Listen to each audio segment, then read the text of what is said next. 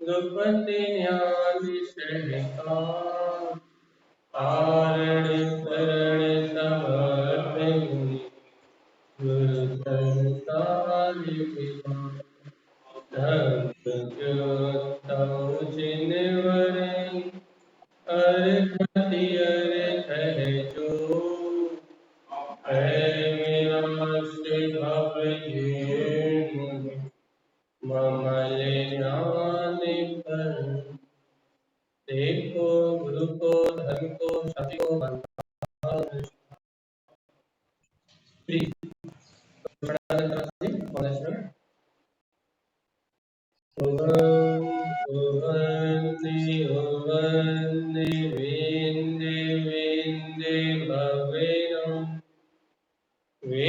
ज्ञानं विनीयं स्वयं प्रतिपन्नं नन्तानन्त स्वयं च सूर्यं शुद्धात्मनं पूर्णमे भुवन स्वभाव मनस्य ममिनं मैं मूर्ति ज्ञानंद लोकालोके स्वयं सुरं च सूर्यं सुन्दरं सामंसरम्।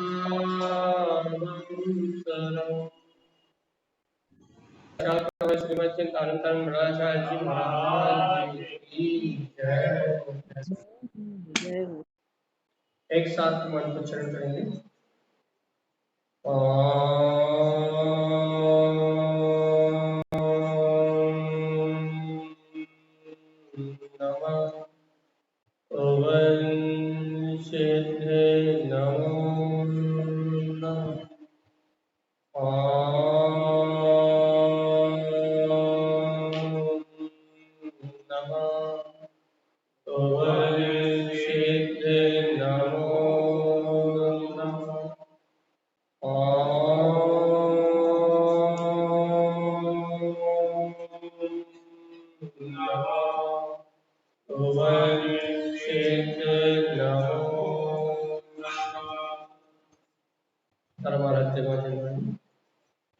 शतुर्भुज श्रीमद् चिंतामणि और सर्वज्ञ जनेश्वर भगवान की अमृत में ज्ञान रखा यह श्री 24 गणनाथ जी,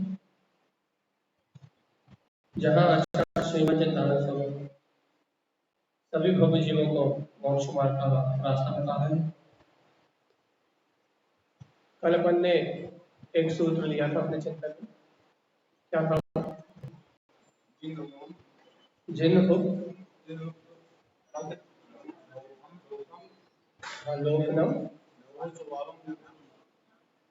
जिन उक्त पद लोकनम नीच स्वभाव नीच देखो चिंतन रहा कल से लेके आज तक अपने को ये सूत्र अपने को जागृत करने वाले, क्योंकि आपको हमें पता है कि मूर्छा का नाम संसार है, अचेतन दशा का नाम संसार है और चैतन्यता का नाम मुक्ति है। जितना भी जड़ है, अचेतन है, जितनी मूर्छा है, उसी को संसार कहा है। मूर्छा को संसार कहने का कारण क्या है? मूर्छा को संसार कहने का कारण क्या है? मूर्छा का नाम परिग्रह, मूर्छा का नाम संसार। तो मूर्छा को संसार क्यों कहा गया? जैसे अपन एक सरल उदाहरण लेते हैं, अपन दिन में जागते हैं और रात में सोते हैं, तो जो सोने वाली अवस्था है उसे क्या कहते हैं अपन? मूर्छा। क्योंकि सोने वाली अवस्था में अपने को जो अपना 5 इंद्रियों का व्यवहार है, जो अपना दिन भर चलता है, वैसा व्यवहार चलता तो है, वो 5 इंद्रियां लेकिन स्थिर हो जाती है, मन स्थिर हो जाता है और अपन सो जाते हैं। निद्रा में अपने को बोध नहीं रहता, आसपास घटने वाली घटनाओं का बोध नहीं। तो उस निद्रा को अपन क्या कहते हैं भैया? ये अचेतन अवस्था है, मूर्छा की दशा है। क्यों? अपन वही जा रहे हैं, अपन स्वभाव की विस्मृति में ही जा रहे हैं। मूर्छा मतलब निद्रा को अपन कहते हैं भैया 5 इंद्रियों का व्यापार हो जाने से क्या है? ये अचेत अवस्था है, अर्ध सम्मोचन अवस्था है, क्या मृत का समान है। अब देखो, महानिद्रा को अपन मृत कह रहा है, मूर्छा को अपन मृत कह रहा है। तो जैसे वहां निद्रा को अपन मूर्छा कह रहे हैं, वैसे ही यहाँ जब तक जीव को अपने गायक पद के होने का भान नहीं, जब तक जीव को अपने स्वपद का भान नहीं है कि मैं सिद्ध के समान आत्मा हूँ, या मैं जीव आत्मा हूँ, मेरा व्यवहार कैसा होना चाहिए, मैं जीव हूँ तो मेरा आचरण कैसा होना चाहिए, मेरी प्रवृत्ति कैसी होनी चाहिए, जब तक जीव को अपना विवेक का जागरण नहीं हुआ, जब तक जीव को अंदर से अपने चैतन्य का स्वभाव का जागरण नहीं हुआ, तब तक वो मूर्छा में है। और मूर्छा में है तो क्या कर रहा है? पर पदार्थों को अपना मान के, जब पुद्गल पर पदार्थ है ना, पुत्र, परिवार, मकान, दुकान, गाड़ी, राग की परिणति, देश की परिणति, जो भी संयोग मिल रहा है, इन पर पदार्थों को ग्रहण करने की भावना करके एक समय पुद्गल कर्म को, परिणाम को ग्रहण कर रहा है कि नहीं कर रहा? अज्ञान बस। तो एक समय की धारा में इस पुद्गल पदार्थ को ग्रहण करने की जो आसक्ति है ना, इस आसक्ति का कारण क्या है? मूर्छा। क्योंकि परम में अपने पने की मानता का नाम मूर्छा है। अपना मन ही तो है, वर्तमान में अपना मन ही तो है जो अपने को क्या कराता है? पर भाव को ग्रहण करने के लिए प्रेरित कराता है। मन ही तो है, तो निरंतर 5 इंद्रियों के विषय में लगा हुआ, तो मूर्छा काय का नाम है? जब तक मन में अज्ञान मानता है, जब तक हमें अपना गायक पद स्वीकार नहीं हो रहा, पुद्गल भाव पुद्गल रूप स्वीकार नहीं हो रहा, जीव भाव जीव स्वरूप स्वीकार नहीं हो रहा, तो मन में जो मिथ्या मानता है, मन में पर के प्रति जो ग्रहण करने की भावना है, मूर्छा मतलब अपने स्वपद का बोध न होना, अपनी परिपूर्णता का बोध न होना। कहते तो अच्छे से है कि सिद्ध समान सदा पद में हो, कहते कितने अच्छे से है कि अनंत सिद्धों के जैसा हमेशा मेरा पद मेरे अंतर में विराजमान है, कहते कितने अच्छे से है। लेकिन देखो अंतर की भावना देखो, अंतर की जीव की दशा देखो, मूर्छा कितनी गहरी है। कह रहे हैं कि सिद्ध समान सदा पद में हो, सिद्ध के समान शाश्वत पद हमेशा मेरे अंतर में, मेरे हृदय में विराजमान है। मूर्छा देखो कितनी खतरनाक, नींद देखो कितनी गहरी लगी हुई है। मोहे नींद के जो जगवासी घूमे सदा, कर्म चंद्र चौर सर्वस लूटे शुद्ध। देखो नींद कितनी गहरी लगी है, जीव की नींद कितनी गहरी लगी है, कितनी गहरी निद्रा में है। देखो मोह का भाव होने के कारण से अपने परिपूर्ण केवल ज्ञान दर्शन का बोध नहीं हो रहा कि मैं अनंत ज्ञान में हूँ, अनंत दर्शन में हूँ, अनंत सुख में हूँ। काय का बोध हो रहा है? क्या कर रहा है? मूर्छा कारण बाहरी पदार्थों ग्रहण करने का विकल्प कर रहा है, पर पदार्थों को अपने सुख का साधन मान रहा है, और पर पदार्थों से सुखी होने की चेष्टा करके, पर पदार्थों में आनंद खोजने की चेष्टा करके क्या कर रहा है भैया? निरंतर पुद्गल कर्मों का आश्रवन कर रहा है।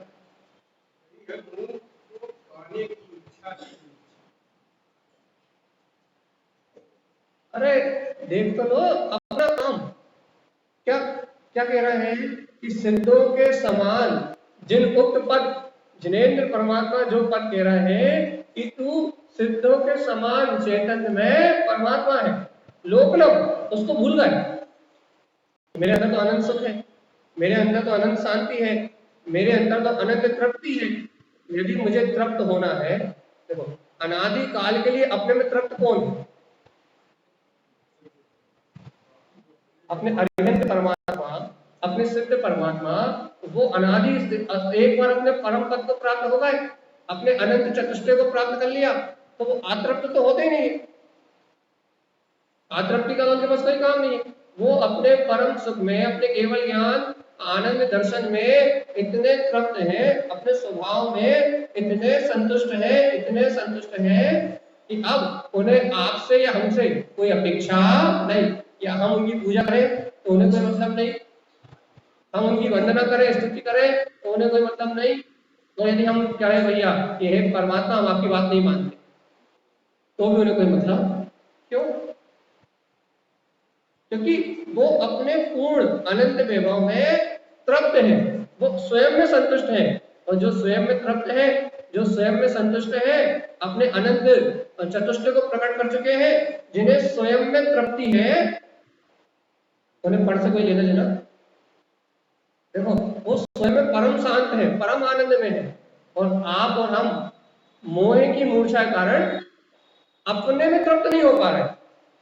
देखो दो तरीके समझते हैं।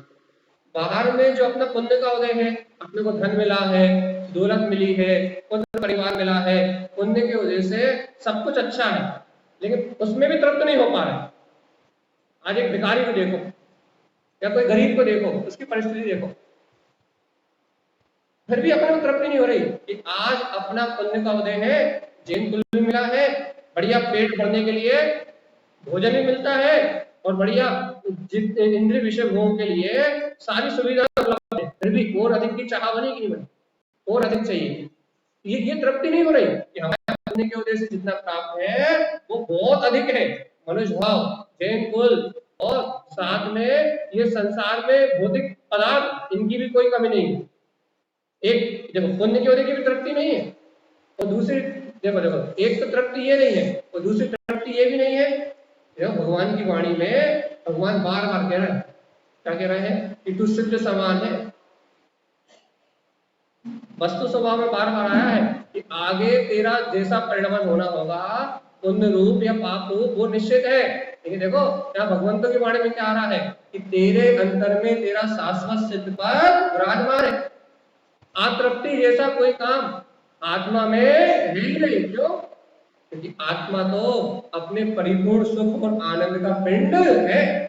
जिसने भी इस चैतन्य महारिद्धि को प्राप्त किया है, उसे भौतिक सुखों की आवश्यकता नहीं रही। अच्छा बता, भगवान महावीर हो या भरत चक्रवर्ती हो, ये अपने बड़े बड़े महल, अपने बड़े बड़े इंद्रिय विषय भोग, इतने चरम स्तर के सुख छोड़ के क्यों चलेंगे? 96,000 रानियां, 125 बड़ा रिश्तेदार नातेदार, चक्र रत्न जैसी विभूतियां, ऐसी महारिद्धि को छोड़ के चरक चक्रवर्ती जैसे सम्राट इन भोगों को छोड़ के क्यों चले गए?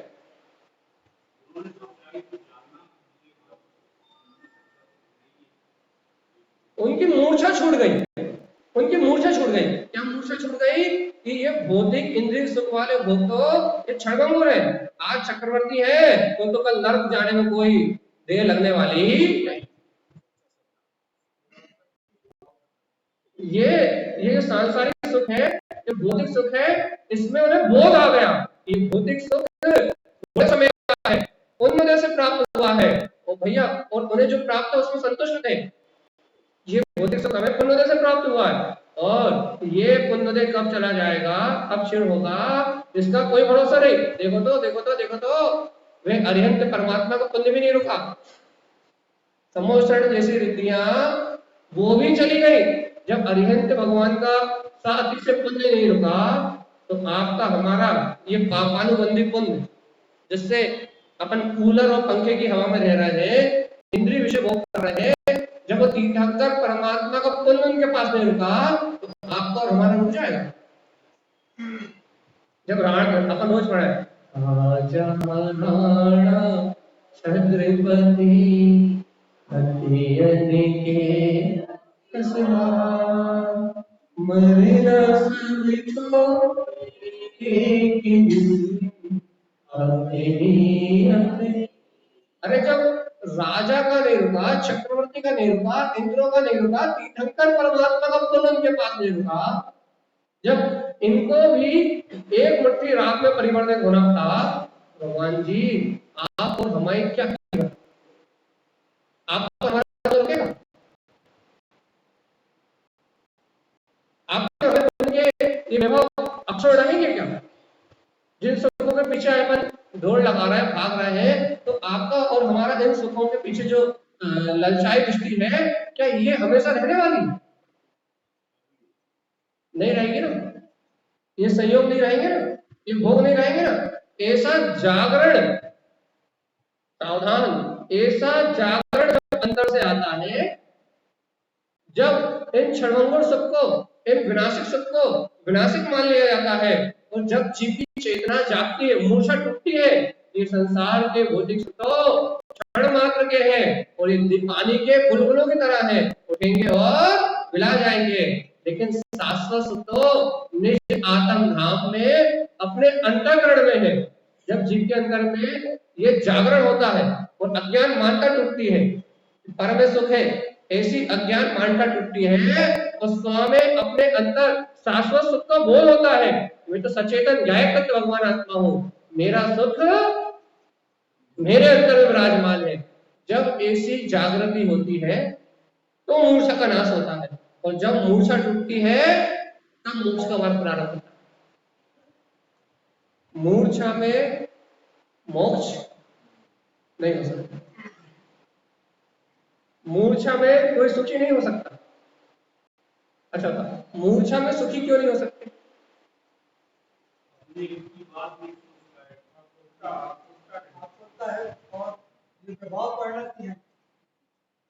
क्योंकि देखो मूर्छा रहेगी तो और अधिक की चाह कभी नहीं जाएगी। याद रखो अच्छे से, यदि मिथ्यात्व मानता रहेगी, मिथ्यात्व का पोषण रहेगा, यदि हमारे मन की मूर्छा रहेगी तो मन आगे और, मन क्या मांगता है? और मोर मतलब और अधिक।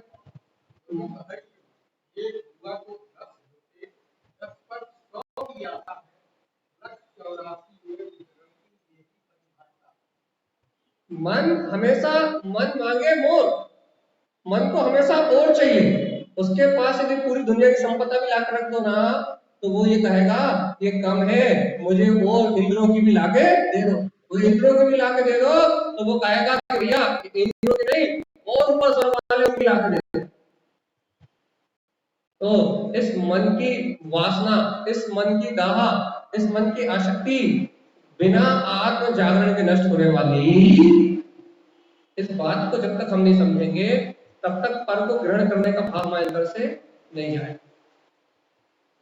पर को ग्रहण करने का भाव अर्थात इस पुद्गल के साथ रासलीला करने का भाव, इसके साथ सुख खोजने का भाव, इसमें भोजन में क्या बोलते हैं, चलने में, फिरने में, पैसा कमाने में, बाहर की नाना प्रकार की क्रियाओं में जहां पर सुख खोज रहे हैं, सुख मान रहे हैं, जब तक अपने अंतःकरण में जागरण नहीं होगा, जब तक अपनी अंतर चेतना नहीं जगेगी, तब तक पर को ग्रहण करने का भाव नहीं जाएगा। और जब तक पर को ग्रहण करने का भाव नहीं जाएगा तब तक अपूर्णता बनी रहेगी, अपूर्णता। और अभी कौन मांगता है? भी कौन मांगता है? भिखारी। क्यों भिखारी भी क्यों मांगता है? हाँ? तृष्णा के पास, या वो दरिद्र है, उसके पास, जिसके पास अभाव है वो कटोरा लेके भीख मांगता है। आप या हम कटोरा लेके भीख मांगने जा सकते हैं? आप और हम कटोरा लेके भीख मांगने जा सकते हैं क्या? क्यों? देखो इतनी देर मत करा करो, जल्दी बोला करो। तो नहीं जा सकते, बोलो।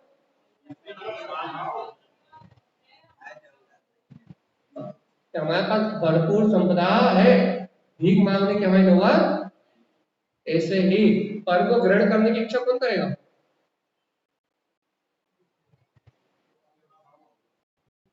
हाँ?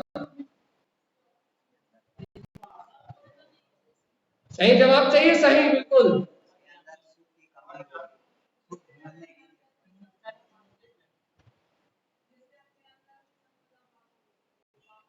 सही जवाब दे रहा आप, लेकिन हमें हमारी भाषा में जवाब चाहिए। पर को ग्रहण करने की इच्छा कौन करेगा? भिखारी। वो जिसे अपनी पूर्ण संपदा चेतन संपदा का बोध नहीं है, जो अपने में अभाव मान रहा है, मुझ में सुख की कोई कमी है, मुझ में आनंद की कोई कमी है, मेरे सिद्ध स्वभाव में कोई कमी है, जो अपने आप को अभागा अपूर्ण एक समय की पर्याय से, स्त्री पर्याय से, पुरुष पर्याय से, इंद्रिय विषयों से जो अपने आप को पर्याय से मान रहा है, अपने आप को परिणाम से मान रहा है, अपने आप को अधूरा मान रहा है, अपूर्ण मान रहा है, अपने में अभाव मान रहा है, जो अपनी चेतन शक्ति को नहीं जानता, वो भिखारी घर से भीख मांगेगा। कहीं स्त्री से सुख मिल जाए, कहीं पुरुष से सुख मिल जाए, कहीं दौलत से सुख मिल जाए, कहीं मकान से मिल जाए, कहीं कूलर से मिल जाए, कहीं भोजन से मिल जाए, कहीं टीवी से मिल जाए, कहीं मोबाइल से मिल जाए, भीख वो मांगेगा किसके पास?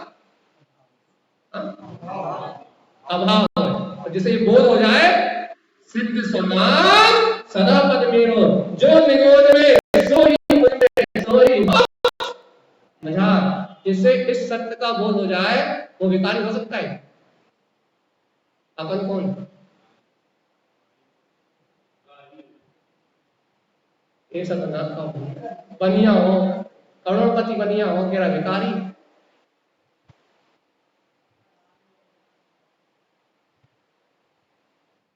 क्या कर रहा है?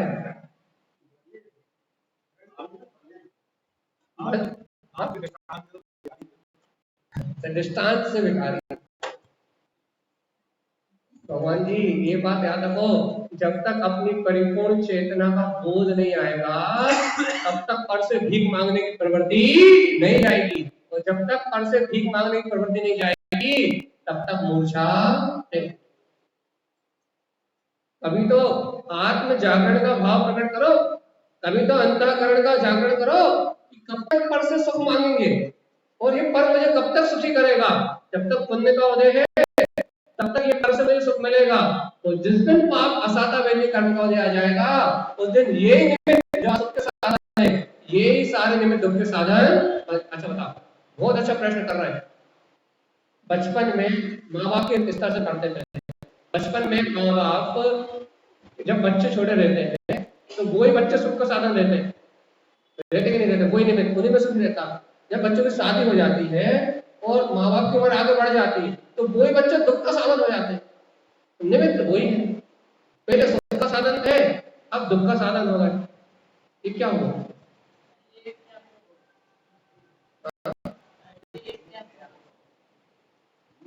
तो आपने जो बोला वो हम समझ गए हैं, लेकिन अब वो नहीं बोलना चाहते हैं।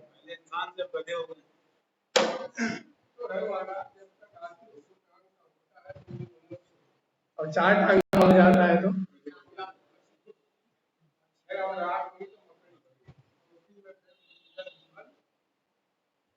आप लोग जो बोल रहे हैं सब समझ में आ रहा है, लेकिन हमें समझाना नहीं है, हमें और कुछ समझाना। क्या कहना चाह रहे हैं हम, ये बताओ। वही सुख का साधन थे, वही दुख का साधन होगा, ये क्यों हुआ?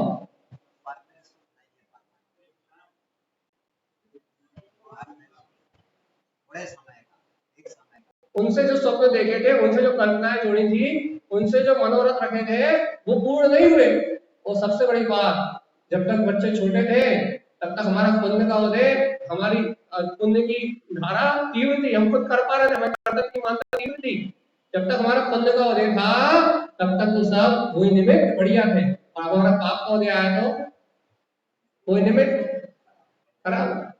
मतलब पुण्य के उदय में वही गुलाब जामुन मीठा लगता है, और पाप के उदय में वही गुलाब जामुन दरबार का कहता है खाओगे तो मर जाओगे। खा मत लेना, यदि एक गुलाब जामुन खाया तो 240, 250, 260 आ रही है, तो कहना एक गुलाब जामुन खाया तो कहना क्या होगा? 450, 500 होगी, और कहना आज अंतिम दिन। तो भगवान जी देखो तो, देखो तो, देखो तो, निमित्त तो देखो, बहुत अच्छी बात बता रहे हैं हम। निमित्त तो जैसा का तैसा वो ही है। पुण्य पाप के वजह से उसके वेदन में अंतर है। जब पुण्य का उदय आता है तो वही निमित्त सुख देता है, तो पाप का उदय आता है तो वही निमित्त दुखी करता है। और इस मूर्ख जीव की मानता कितनी खोटी है, उस निमित्त में ही सुख मान रहा है उस निमित्त में ही दुख मान रहा है, ये स्वीकार नहीं कर रहा। ये तो पुण्य पाप के नियोग से है, ये तो निमित्त निमित्त संबंध है।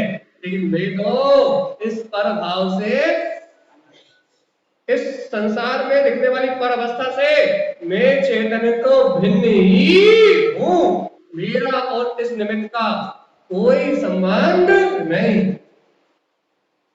इतना सा निर्णय ना करके अपने आप को अभागा, अपने आप को अभागा मान रहा, अपने आप को अपूर्ण मान रहा है। और अपने आप को अपूर्ण मान के, अपने आप को अभागा मान के, अपने आप को हीन मान के, अपनी अपनी निज अंतर आत्मा में जो अपनी शुद्ध प्रभुता बसी हुई है, जो अपना चैतन्य ज्ञायक परमात्मा अपने अंदर बसा हुआ है, उस ज्ञायक आत्मा का विस्मरण करके, भगवान के वचनों का लोकन करके और काय में लगा हुआ है, मिथ्या दर्शन में, मिथ्या ज्ञान में, मिथ्या चारित्र में, वैभाविक परिणति में सब ढूंढ रहा है और सोच रहा है कि मैं पर को ग्रहण करके आज नहीं तो कल सुखी हो जाऊंगा। चेष्टा तो यही है। अच्छा, मैं सुबह उठता हूँ तो सोचता हूँ चाय पी के सुख मिलेगा, फिर थोड़ी देर बाद सोचता हूँ कि नाश्ता करके मिलेगा, फिर थोड़ी देर बाद सोचता हूँ कि भोजन करके मिलेगा, फिर शाम को अंधों के टाइम सोचता हूँ कि अंधों करके मिलेगा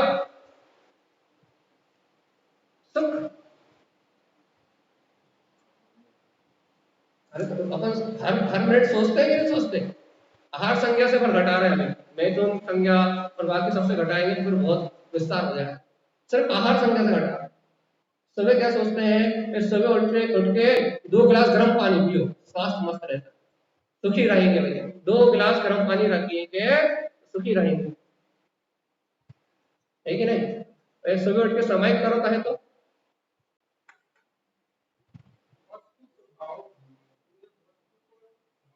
हम तो आपसे 2 चीज पूछ रहे हैं। सुबह उठ के 2 गिलास गर्म पानी पियो तो सुखी रहेंगे, रोग बीमारी नहीं आए। और सुबह उठ के समय करेंगे तो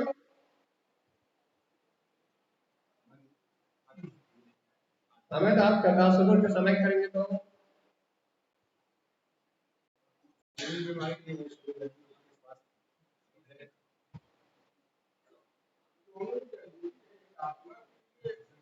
हम शरीर वाले के लिए मना नहीं कर रहे हैं।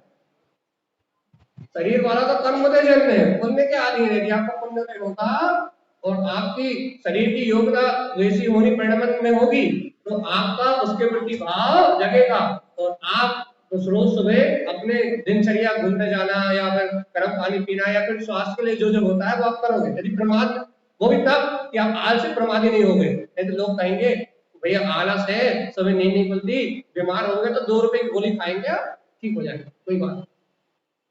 वो भी अपनी अपनी बात की बातें हैं, इन बातों में नहीं जाना क्योंकि अध्यात्म की बात कर रहे हैं अपन। तो अपने को यहाँ ये पकड़ना है कि 2 रुपए की गोली या सिर्फ 2 गिलास गर्म पानी पीने के लिए तो तैयार है। तो यदि अपन कहें भैया सुबह उठ के पंच परमेष्ठी का स्मरण करके अंतर मन से आप अपने दिन भर जो अशुभ परिणाम हुए उनका प्रक्षालन करके समता भाव से बैठने का कम से कम 15-20 मिनट अभ्यास तो करो। अपनी परिणति, दिन रात के दोषों का प्रक्षालन करें, अपने द्वारा हुए अपराधों को स्मरण करके भैया सुबह सुबह पंच परमेष्ठी परमात्मा की शरण लेके अपने दिन की शुरुआत करो। ये भावना भाग्य तो करो कि हे प्रभु आपकी आज्ञा में और आपके बताए हुए मार्गदर्शन में मेरा जीवन यापन हो। मेरी भावना तो ऐसी है, 6 काय के जीवन से उत्तम क्षमा की भावना करके तो दिन की शुरुआत करो। 15 मिनट तो बैठो। लेकिन बताओ ये उपाय करना अच्छा लगेगा? लेकिन करने बैठ भी गया 2-4 दिन, हमें सुन के 5 दिन लगेगा। घर के काम इतने हैं कि उन्हें निपटाओ है ना। अब समय कमाई तो बहुत ही लगेगी, ठीक है ना? सही है कि नहीं? तो हमें तुलनात्मक करना है कि हम वो काम भी कर लेते हैं जो हमारे शरीर सुख के लिए हो, लेकिन हम उस कार्य को करने के लिए हमेशा पीछे हैं जो हमारे आध्यात्मिक सुख के लिए हो, जो हमारे परमार्थ के लिए हो, जो हमारी मुक्ति के लिए हो। हम उस कार्य को हमेशा दूसरे पायदान में रखते हैं और जो हमारे भौतिक सुखों के लिए हो उस कार्य को हमेशा पहले नंबर पर रखते हैं। और दूसरे पे भी रख लेते तो कल्याण हो जाता, उसको अपन अपने हिस्ट्री में ही नहीं रखते। आत्म कल्याण की बात या मुक्त होने की बात, या अपने स्वभाव का लक्ष्य बनाने की बात, या सम्यक दर्शन प्राप्त करने की जो बात है, उस बात को हम सेकंड नंबर पे भी नहीं रखते, और सेकंड नंबर पे रखना कम मानते हैं।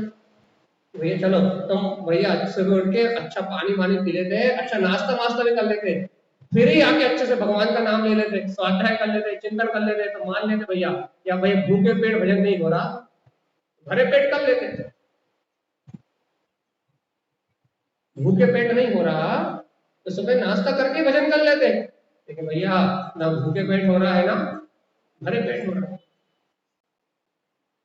आत्म कल्याण की जो बात है, जीव जरा उद्गल जरा की जो बात है, इस तन में रहता, इस तन से भिन्न मैं गायक आत्मा हूँ, इस सत्य का बोध करने की बात है। तो जीवात्मा अभ्यास क्या है तेरे पास?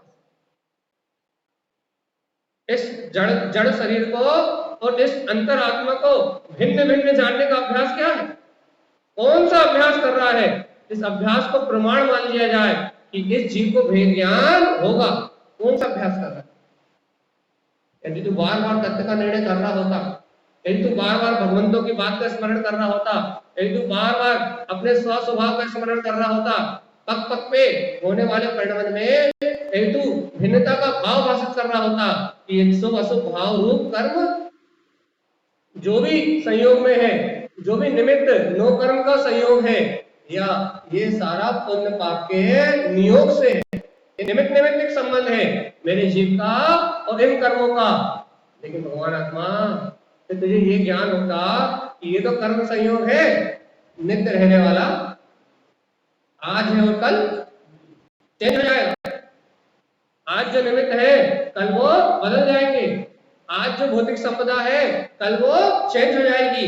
यदि ये बोध हो जाता कि ये संयोग तो नियम से बदलने वाले हैं, तू इनको सही स्वीकार कर लेता और अपने सुख को खोज लेता कि मेरे अंदर में जो मेरा अंतर्निज आत्मा है वो शाश्वत सुख का पिंड है, लेकिन तू अपने सुख को खोज लेता, यदि तू अपनी अंतर रिद्धि को खोज लेता, चैतन्य निधि को खोज लेता कि मेरे अंदर में मेरा चिदानंद स्वरूपी भगवान आत्मा है, इससे अपने सुख को खोज लेता तो बीमारीपन छूटता कि नहीं छूटता? देखो पर्याय बदल जाए तो बदल जाए, कर्म के संयोग असाता बेंदी के आ जाए तो आ जाए, लेकिन कभी तो ऐसी भावना भाव, क्या क्या भावना कि मुझसे मेरी प्रभुता का भान न छूटे, मुझसे मेरी निज निधि कभी ना छूटे, चाहे कितनी ही पावन पर्याय आ जाए, चाहे कितनी ही पावन पर्यायों का ढेर लग जाए, लेकिन मेरे अंदर से जिनेंद्र भगवान ने जो मेरे को अपने स्वभाव का बोध कराया है, मुझसे मेरी अंतर आत्मा का बोध ना छूटे। भैया अपन चाहे कि पावन पर्याय ना आए तो ये संभव नहीं है। क्यों नहीं है? क्योंकि जैसा बोया बीज बबूल का आम कहां से, जब राग देश की भावना से अपन ने जब दुर्गति ही बांधी है, अज्ञान भाव से जब अपन ने दुर्गति ही बांधी है, तो जो बांधा है वो उदय में आएगा। अपन चाहे कि असाधा को उदय ना आए तो संभव है, जैसा बांधा है उदय वैसा ही आएगा। अब उदय ना हो जाए, संक्रमण हो जाए, अपकर्षण हो जाए, उत्कर्षण हो जाए, परिणामों की विशेषता, लेकिन भगवान आत्मा जो कर्म करें फल देंगे कि नहीं देंगे?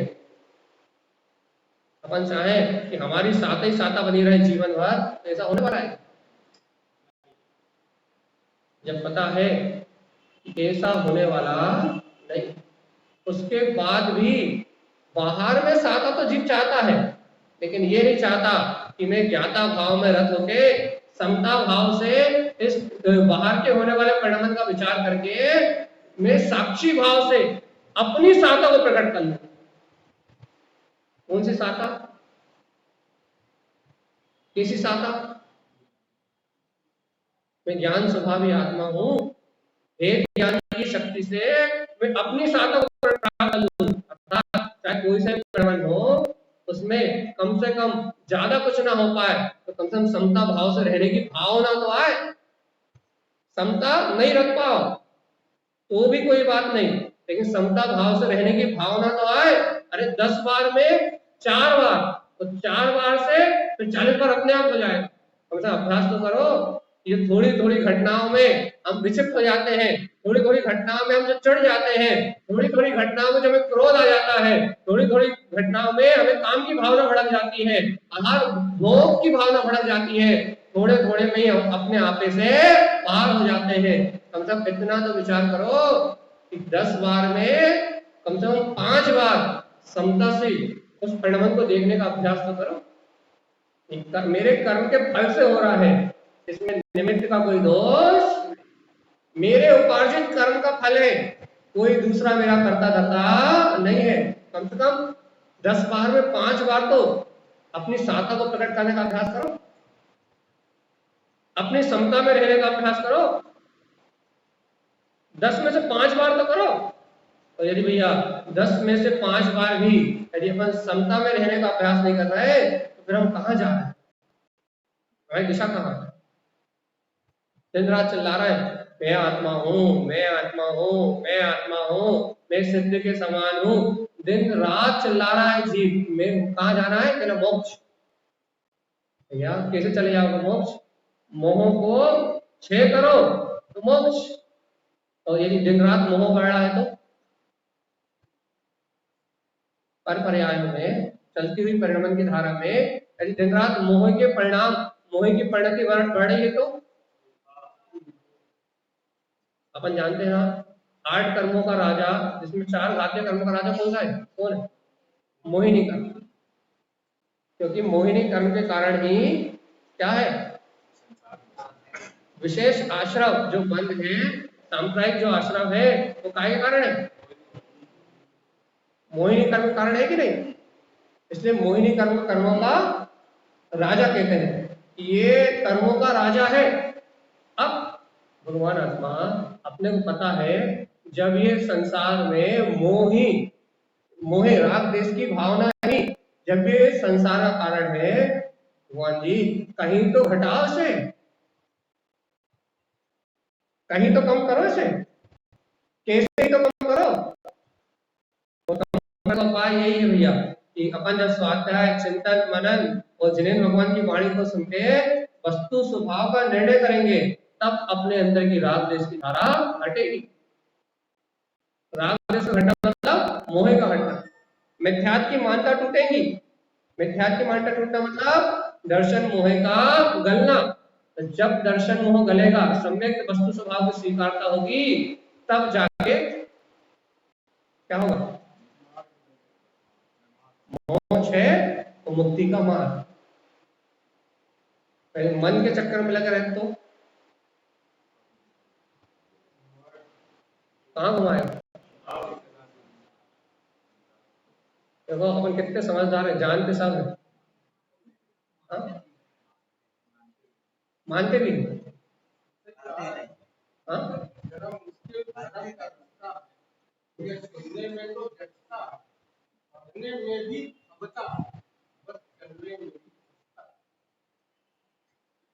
अरे हम तो कह रहे हैं भैया ज्यादा तेज दौड़ ना लगा पाओ मोक्ष मार्ग में, संयमी होके घर से ना निकल पाओ, साधु होके आप भावलिंगी संत ना हो पाओ, कोई बात नहीं भैया। घर में रह के सदाचारी और आवृत समय दृष्टि तो हो सकते हो, भेद ज्ञानी तो हो सकते हो, तत्व का निर्णय करने वाले तो हो सकते हो, वस्तु स्वरूप का विचार करने वाले तो हो सकते हो। ये नहीं कह रहे कि ज्यादा तेज दौड़ लगा तो तुम आज ही दिगंबर अवस्था को धारण करो और तुम आज ही साधु हो जाओ, ऐसा तो नहीं कह रहा भैया। एकदम दौड़ ना लगा सको तो धीरे धीरे चलना तो सीखो। जब छोटे बच्चे को भी जब धीरे धीरे चलना सिखाते हैं तो 3 पहिए की गाड़ी ला के दे देते, गाड़ी को धक्का दो, वो 3 पहिए की गाड़ी धीरे धीरे चलेगी और चलना सीख जाओगे। ऐसे ही यहाँ भगवान जिनेन्द्र भगवान की वाणी के उपदेश से बार बार कह रहे हैं सम्यक दर्शन, सम्यक ज्ञान, सम्यक चार्ज, 3 पहिए की गाड़ी है। अब धीरे धीरे वस्तु स्वभाव का निर्णय करके अपने भाव को पकड़ के कि हमारे कब भाव कैसे चल रहे हैं, हमारी कब परिणति कैसी चल रही है, अपने परिणामों को पकड़ के भैया धीरे धीरे सम्यक दर्शन का विचार करो। हमें हमें इस भाव में क्या कहते हैं, वस्तु स्वभाव का यथार्थ सिद्धांत तो करना ही है, सम्यक दर्शन तो प्रकट करना ही है, सम्यक ज्ञान की आराधना में अपना जीवन तो निकालना ही है, अर्थात ज्ञान उपयोग में भगवान की अमृत वाणी के चिंतन मनन से ज्ञान उपयोग में तो अपना समय शक्ति उपयोग लगाना है, पेपर पढ़ने में नहीं लगाना, उपन्यास पढ़ने में नहीं लगाना, टीवी देखने में नहीं लगाना। जितना समय अपन पेपर पढ़ने में लगाते हैं उतने ही समय जनवाणी का स्वाध्याय कर ले तो क्या बिगड़ जाएगा। जितनी सास बहू का सीरियल देखने में लगाते हो उतनी देर भगवान की अमृत वाणी का स्वाध्याय और चिंतन कर लोगे तो क्या बिगड़ेगा। टीवी के चैनल बदलने में, न्यूज के चैनल बदलने में जितना समय बर्बाद जाता है उतना समय अपने उपयोग का चैनल बदल लो, अशुभ भाव से पंच परमेष्टि के स्मरण तो क्या जाएगा, क्या जाएगा। प्रवचन सुनना तो अच्छे लगते हैं भैया जी, प्रवचन आप करते हो तो आपको करना तो अच्छे लगते हैं, लेकिन समय कहाँ निकाल रहे हो, पेपर पढ़ने में कहाँ जा रहा समय, है ना टीवी देखने में समय कहाँ जा रहा है ना, 4 से लोग बाहर बैठे हैं तो भी कथा करने में, पंडित जी भी पंडित होने का क्या फायदा, क्यों क्यों क्या महा तो कह रहे थे स्वाध्याय करो, क्या कह रहे थे महा कह रहे स्वाध्याय करो और आप खुद ही पेपर पढ़ने में लगे। तो जब तक अपन अपनी परिणति नहीं पलटेंगे, आप यहाँ मंदिर में क्या सुन रहे हैं, प्रवचन में क्या सुन के गए, भैया भेद ज्ञान करना है, लगे कहाँ हो के ना वही दुकान के विकल्प में कि भैया इतने घाटा क्यों हो गया, इतने घाटा क्यों हो गया, इतने घाटा क्यों, यहाँ सुन के गए थे कि पुण्य से आता है और पाप से जाता। तो जहां जो सुन रहे हैं या जो कह रहे हैं वैसा आचरण को दिखाओ, वैसी परिणति तो दिखे, आपके हमारे वैसे भाव तो बने। क्या भाव बने कि भैया जब कह रहे हो कि इन संयोगों से मैं आत्मा भिन्न हूं, जब कह रहे हो तो मानो भी। अपना उपयोग समेटो, कहां से समेटो, अपना उपयोग बाहर की चक्कर से, बाहर में जो 84 का चक्कर चल रहा है, इंद्रिय विषयों की जो लालसा बनी हुई है, उस बाहर के चक्कर से अपना उपयोग समेटो।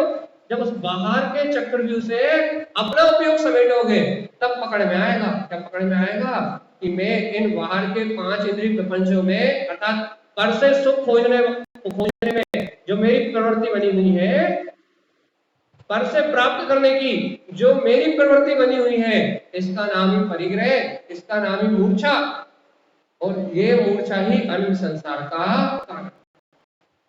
तो एक बार ये स्वीकार हो जाए कि सिद्धो समास मेरे अंदर में है और यदि कोई परम पुरुषार्थी हो 3 करण करके यदि एक बार उस अतीन्द्रिय सुख को प्राप्त कर ले तो बस एक बार यदि वो सुख प्राप्त हो गया तो फिर प्रतीति में आ जाएगा। देख लो इस सिद्धों जैसा आनंद वास्तव में ही पूर्ण आनंद है, इसके अलावा और कोई आनंद नहीं।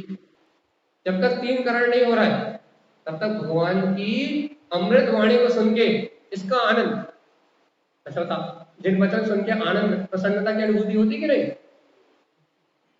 भगवान की वाणी को वस्तु स्वभाव को सुन के जिनेन्द्र सर्वज्ञ देव के इन सिद्धांतों को सुन के आनंद आभास होता है नहीं होता, ज्ञान उपयोग के बल पे आनंद का आभास होता कि नहीं होता, सुख प्रतीत होता कि नहीं होता, शांति मिलती कि नहीं मिलती। तो विचार तो करो, जब चर्चा में इतना सुख है, इतनी शांति है, इतना आनंद है, तो जिस परमात्मा तत्व की चर्चा है वो जिस समय अनुभूति में घटेगा पुरुषार्थ पूर्वक 3 करण परिणाम करने के बाद जिस समय वो निर्विकल्प आत्मा अनुभव में आएगी उस समय कैसा चरम सुख होगा। कम से कम इतना चिंतन करके ही अपने आप को बार बार अपने ओर मोड़ लिया करो। जब चर्चा में इतना आनंद आ रहा है, जब मैं आत्मा हूं उसे कहने में इतना सुख मिल रहा है, तो जब वो आत्म अनुभव मेरे अंदर में घटेगा तब क्या होगा। नहीं हो पाता इतना निर्णय, हो पाता यदि इतना निर्णय अपने से हो जाता है तो अपनी राह सही है, अपन अपनी ओर आने का अभ्यास कर रहे हैं। यदि इतना निर्णय भी अपने से नहीं हो पाता तो अपनी राह ही गलत है, और जब अपनी भगवान जी, जो दिल्ली जाना चाहे तो पश्चिम की ओर चले तो कहाँ पहुंचेगा? अच्छा, दिल्ली कौन सी दिशा में? हाँ, आपने बात ही नहीं पकड़ी, व्यवहारिक बात नहीं जबकि हम, दिल्ली कौन सी दिशा में? हाँ, तो अपन यदि कहीं और जाना चाहे, कहीं और ही चले, तो फिर अपन कब तक पहुंचने वाले हैं? कितनी अच्छी चर्चा कर रहे हैं यहाँ बैठ के, और बाहर बैठ के हम चाट के ठेले में खड़े हुए देखे तो क्या करोगे? चलिए बताओ, आप ही बताओ। यदि हमें इतनी अच्छी आत्मा आत्मा की बात कर रहे हैं और बाहर में है चाट की दुकान है, अरे आज तो तेरे ही हो रही है नीचे धर्मशाला में, और भैया जी यदि वो भोजन करते मिले तो क्या करोगे? बोलिएगा क्या करोगे? तो कुछ बोल नहीं रहे, क्या करोगे? क्या करोगे?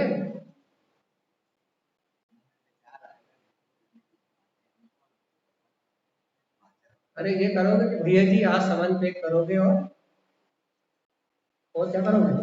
वापिस भेज दोगे कि अब आपका समय हो गया है, अब आपकी कथनी और करनी में जमीन आसमान का अंतर है। थोड़ा बहुत अंतर भी होता तो चलता, लेकिन कथनी और करनी में कहना पूरा जमीन आसमान का अंतर है। तो जहां कथनी और करनी में जमीन आसमान का अंतर है, वहां कोई प्रभाव नहीं, प्रभाव वहां पड़ता है जहां कथनी अनुसार किंचित आचरण करने का भाव तो हो। जब आप दूसरे से कहो कि अभक्ष त्याग दो और खुद अभक्ष खाते रहो, तीन काल में सामने वाले के चित्त में प्रभाव पड़ने वाला। इसलिए यहाँ प्रधानता आचरण की है। यदि आप कह रहे हो कि मैं इस शरीर से भिन्न हूं और कर्मों का उदय आया, कर्मों का उदय आया और उस समय यदि आप उन कर्मों में आकलित व्याकुलित हुए और आपने उस समय भेद ज्ञान का अभ्यास नहीं किया, तो फिर कहने का मतलब ही क्या? क्योंकि आचरण का नाम धर्म है। कुंद कुंद देव ने कहा चारित्रम खलु धर्मो, जीवात्मा बकवास करने का नाम धर्म नहीं है। कि तुम कितना अच्छा बोलते हो तो काय का नाम धर्म है? जो अपन सुनते हैं, जो अपन बोलते हैं, वो अपने अंतःकरण में कितना घुलता है। मुंह में मिश्री डालो तो क्या होता है? मिठास घुलती है कि नहीं घुलती? पक्का घुलती है कि नहीं घुलती? मुंह पत्थर रखो तो फिर क्या होता है? यदि मुंह में मिश्री की जगह फिटकरी तो नहीं कह रहे हो, लेकिन पत्ता रखे तो क्या होगा? तो उगलनी पड़ेगी। अभी फिटकरी नहीं कहा हमने, फिटकरी कह देते तो तुम और खतरनाक उदाहरण हो जाता, पत्थर कह के उसे अपने सरल कर दिया।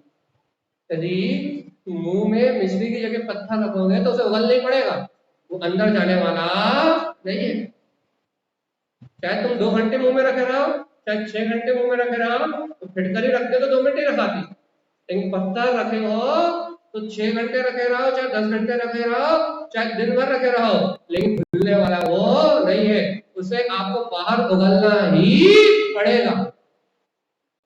ऐसी भगवान आत्मा, यदि भगवान की वाणी यदि कह रहा हो, सुन रहा हो, स्वाध्याय कर रहा हो, चिंतन कर रहा हो, तो ये भगवान की वाणी यदि अंतर हृदय में घुल रही है, इसका आनंद में स्वाद आ रहा है, इसके अनुसार यदि अपने चिंतन अपना विचार हो रहा है, निरंतर अपन अपना विचार कर रहे हैं, यदि ये भगवान की वाणी अंतर में मिश्री की तरह घुल रही है तो ठीक। और कितना ही सुन रहे हैं, कितना ही पढ़ रहे हैं, कितना ही सुना रहे हैं, यदि ये मुंह में पत्थर की तरह रखी हुई है, घुल नहीं रही, हृदय में चिंतन का माध्यम नहीं बन रही, हृदय में अनुभूति का रास्ता नहीं बना रही, अंतर में चिंतन में आनंद नहीं आ रहा उसका, जो सुबह सुना वो दिन भर चिंतन में आनंद नहीं आ रहा, जो सुबह आपने कहा यदि उसे अपन दिन भर चिंतन में नहीं बोल रहा है तो पत्थर है, फिर वो उगल नहीं पड़ेगा। मतलब फिर तुम उसे तर्क के लिए उपयोग करोगे, लड़ने के लिए उपयोग करोगे, ने का उपयोग करोगे लड़ने के लिए, झगड़ने के लिए, तर्क देने के लिए। तर्क कैसा दोगे कि मैं तो भगवान आत्मा हूँ, पाप हो रहा है तो मैं तो जानने देखने वाला, ऐसा कहोगे। अरे अवक्ष आत्मा थोड़ी खाती, वो तो अवक्ष तो बाहर के परिणमन में है, हम तो ज्ञाता दृष्टा, तो पत्थर का काम करेगी, फिर उगलनी पड़ेगी, अंदर नहीं जाएगी। जिसके अंदर जाती है वो तर्क नहीं करता, आचरण सुधारने का अभ्यास करता है। और जिसके अंदर नहीं जाती तो वो उगलता है। तब जब कोई अच्छी सलाह दे तो वो उगलेगा, उसको तर्क में उपयोग करेगा। क्या करना है? अच्छा बताओ, कहाँ जाना? नहीं जाना?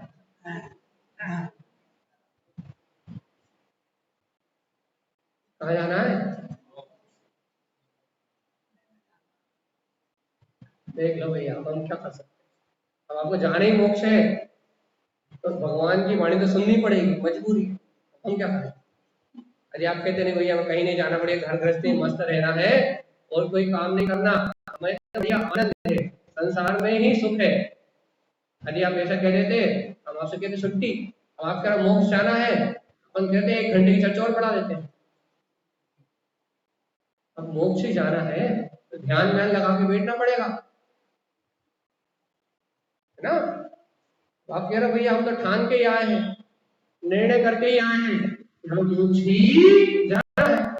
ठान के ही आ गए, निर्णय करके ही आ गए कि हम घर बार का मोह मोह, खुद परिवार का मोह, भोजन भोजन का सब राग छोड़ के हमें तो मोक्ष ही जाना है, तो घर जाने की जरूरत क्या है? 1 घंटे की सभा हो गई, 1 घंटे की इंक्रीमेंट लगा देते हैं, 1 घंटा और बढ़ा देते हैं। अब जब मोक्ष जाने का निर्णय पक्का करा है, बढ़िया आत्मा की चर्चा करो, पंच परमेष्टि का भजन करो, बढ़िया भक्ति करो, स्वाध्याय चिंतन करो, आपस में गोष्ठी करो, वेद ज्ञान का अभ्यास करो, मोक्ष तो इसी से होगा। अब आप निर्णय करके आ गए कि मोक्ष जाना है, फिर घर पर जाने का काम आज खत्म। ठीक है ना? आज हम भी भोजन छोड़ रहे हैं, बढ़िया आराम से अपन चर्चा करते हैं, और आप भी भोजन दुकान और घर के काम छोड़ के बढ़िया यहीं बैठो, बैठ चर्चा करते हैं। मोक्ष जाना है तो उपाय यही, ठीक है, छुट्टी आसान। चर्चा करने से तब से नहीं आएगा, तो का 4 दिन बढ़ाएगा, आदमी का मन चाह नहीं बदले। ये सब हम कह रहे कहाँ जा रहा है मोक्ष, अब चिल्ला चिल्ला के मोक्ष कह रहा है। अब मोक्ष जाने का उपाय करना पड़ेगा कि नहीं करना पड़ेगा? एक पल में होता है, हाँ पल में होता है। जोर से बोलो, क्या क्या?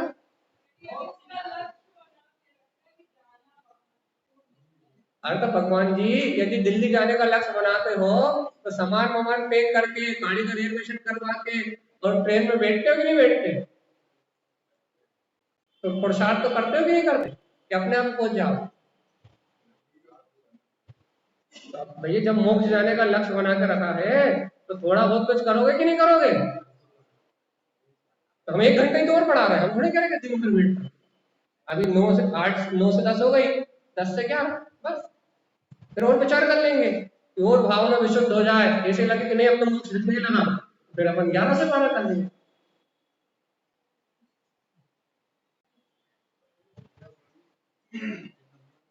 हाँ।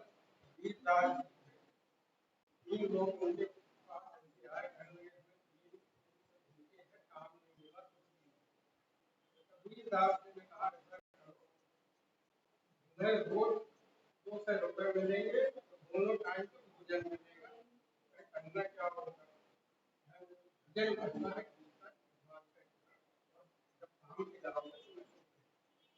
ये 2 दिन तो किया होगा। दूसरे जब मुझे कहा था हमें आपसे पैसे चाहिए, तो आपके भोजन आप और कुछ काम करा दें, उनसे ये नहीं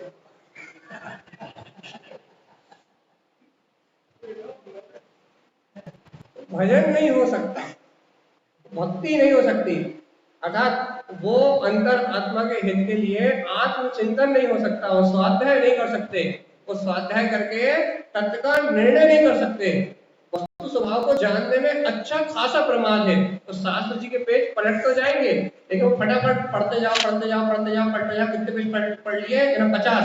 अच्छा एक बात तो आप 10-12 लाइन तो सुना दो, फिर वही देखो हमें याद कछु नहीं रहता। इतना गजब का मायाचारी जीव के अंतर में देखो तो फिर याद कुछ भी नहीं रहता हमें। फिर 50 पेज पढ़ लिए, एक आध लाइन में याद होगी नहीं याद। ऐसी तो परंपरा डाल रखी है कि पढ़ते जाओ पढ़ते जाओ पढ़ते जाओ, करते जाओ करते जाओ करते जाओ, तो कहना जब झाँक के देखो तो नील बटे सुन सन्नाटा। अरे भगवान आत्मा 2 पेज पढ़ते ना 2 घंटे तक, तो उसमें 2 शब्द तो याद रहते हैं कि नहीं? आपने 2 घंटे स्वाध्याय किया, 1 घंटे स्वाध्याय किया, आपने 50 पेज पढ़े, आप 2 घंटे में 2 पेज पढ़ते ना, और 2 पेज पढ़ते तो 2 लाइन तो याद रहती कि नहीं रहती? लेकिन हम अपना हित का मार्ग चाहते ही नहीं है। चिल्लाने के लिए कह दो कि कहाँ जाना है, अगले मोक्ष जाना है, और जब अभ्यास करने की बात का हो, जब पुरुषार्थ करने की बात का हो, जब भेद ज्ञान करने की बात का हो, जब स्वाध्याय करने की बात का हो, तो उल्टे पे जोड़ लगाता है ये नहीं, वो हमसे नहीं होगा। तो जो साधन है वो साधन को अपनाते नहीं है। जब साध्य की सिद्धि करने की बात चले तो साध्य को स्वीकार करते नहीं है। जब साधना की बात चले कि भेद ज्ञान करना साधना है, आत्मा का स्मरण रखना साधना है, तो साधना घबराहट होती है, साधन से भी घबराहट होती है। साध्य को तो स्वीकार करने की रुचि है ही नहीं, और जब साधना की बात करते हैं तो साधना की बात सुन के भी घबराहट होती है। अब मोक्ष भगवान महावीर आएंगे, उतर के भगवान महावीर आएंगे और आप और हमें उठाएंगे और अपने साथ मोक्ष ले जाएंगे। यही कहानी है और क्या, सही है ना? भगवान महावीर सिद्धालय को छोड़ के भगवान महावीर आएंगे, वापस शरीर धारण करेंगे और आप और हमें उठाएंगे अपनी गोदी में और ले जाएंगे, सही है ना?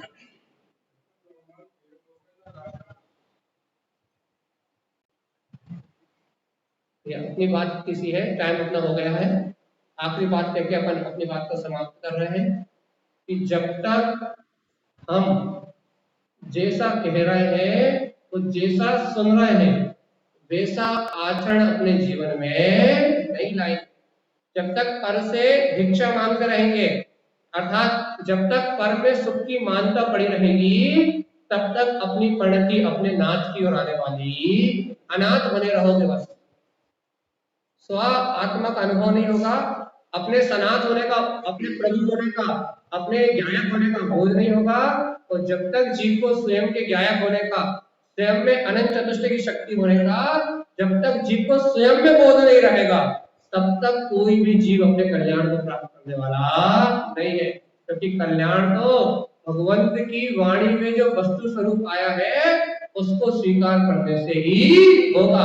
इसलिए धीरे धीरे ही सही, पुरुषार्थ करते हुए धीरे धीरे ही सही, कैसे ही किसी भी निमित्त के माध्यम से ही सही, कैसे ही साधन को जुटा के ही सही, यदि हमारा तत्व का निर्णय और वस्तु स्वभाव की स्वीकारता यदि हमें मजबूत हो रही है, यदि हमारा भेद ज्ञान बढ़ रहा है, ऐसा कहें, यदि हमारी जागृति बढ़ रही है कि चलने वाले कर्म के बीच में हमें भगवान के वचन याद रहने लगे हैं, सिद्धांत याद आ रहे हैं, यदि हमारा श्रद्धांत बढ़ रहा है तो हमारा मोक्ष का मार्ग आगे बढ़ रहा है। यदि हमारा श्रद्धांत नहीं बढ़ रहा तो फिर जहां से आए थे वहीं वापस जाने का टिकट लेके ही आया, हर जीव लेके आया। जिसने सम्यक दर्शन को प्राप्त नहीं किया वो जीव निगोद से आया है और वापस निगोद जाने का टिकट लेके आया है। इसलिए अपन उस टिकट को कैंसिल कराएं, आत्म अनुभव की ओर आगे बढ़े और जिनेंद्र देव की वाणी को स्वीकार करके अपने कल्याण का मार्ग बनाएं। यही श्रीमद् जिनतारंग स्वामी का हम समस्त भव्य आत्माओं के लिए मंगलमय उपदेश है। और आचार्य प्रवर सतगुरुवर संत तारंग तनलाल जी महाराज की जय। भगवान के शरण की जय।